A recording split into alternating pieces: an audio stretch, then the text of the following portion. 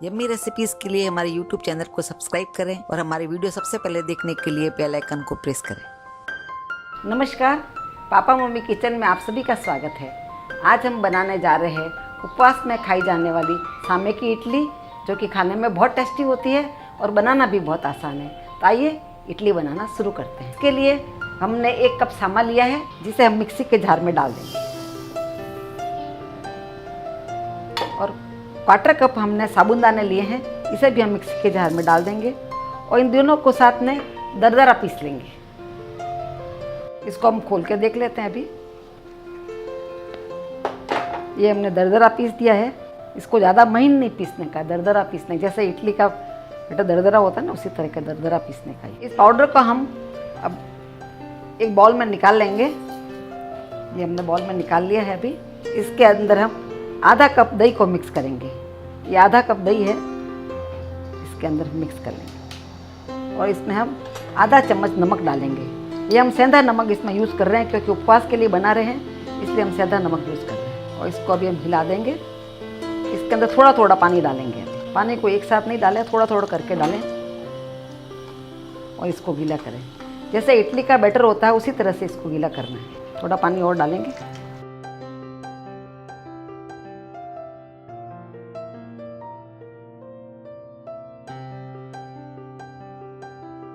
और इस बैटर को भी हम भिगाने के लिए 15 मिनट के लिए रख देंगे। ये ढक्कन लगा देंगे, 15 मिनट के लिए इसको रेस्ट के लिए रख देंगे। तब तक इडली के सांचों में तेल लगा देते हैं। तेल लगाने का रीज़न ये होता है कि आराम से फिर इडली निकल सकती है। और जैसे ही बैटर तैयार हो जाएगा, उसको हमारे को फटाफट इसके अंदर डालना पड़ेगा, इसलिए ये तैयारी पहले करनी पड़ेगी।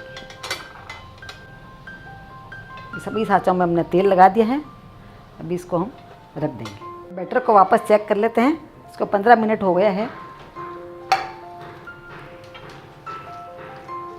बैटर भीग के गाढ़ा हो गया है। इसके अंदर थोड़ा पानी और डालना पड़ेगा।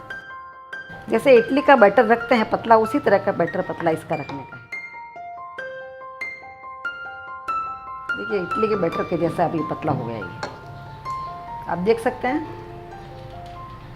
जैसे इडली का बैटर होता है, उसी तरह का दिख रहा है। अभी इसमें हम आधा चम्मच इनो डाल देंगे। आधा चम्मच इनो लिया हमने, इसको डाल देंगे। डालते इनो एकदम एक्टिवेट होने लग गया, देखो। और जल्दी से इसको हिला करके इडली के सांचा में एक एक करके डाल देंगे हम इसमें।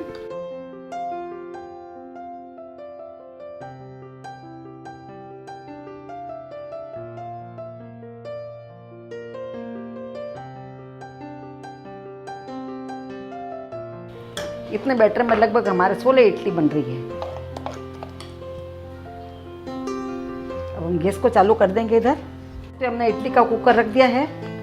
इसके अंदर हम लगभग आधा लीटर जितना पानी डाल देंगे हम इसमें और गैस को चालू कर देते हैं।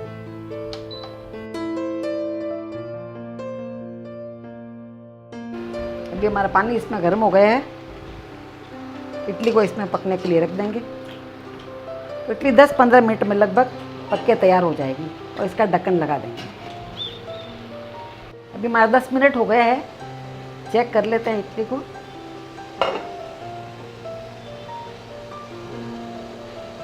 एकदम हमारा क्लीन निकला है, देखिए इडली बनके तैयार हो गई है। गैस को बंद कर देंगे। इडली को 10 मिनट के लिए ठंडा होने को रखेंगे।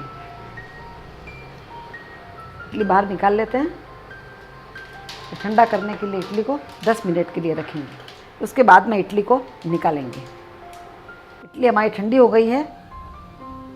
अभी इस इडली को हम निकाल लेंगे।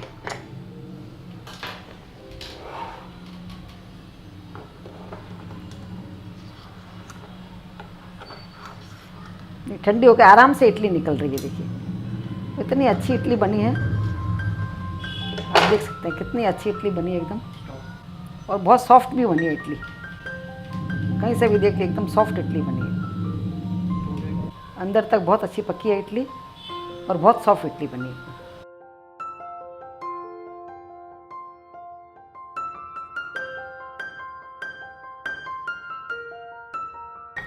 सब इडली को हमने निकाल दिया है और इडली हमारे अभी सर्व करने के लिए तैयार है।